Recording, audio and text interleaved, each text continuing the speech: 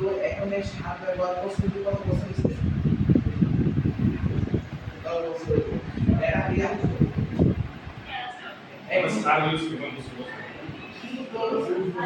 মানে আপনারা চিন্তা করে দেখেন, আপনারা কিন্তু 10 বছর আগে 15 বছর আগে কিন্তু আমরা মাটিতে ছিলাম যে কৃষক,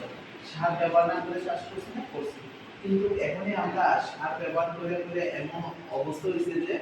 আমরা মানে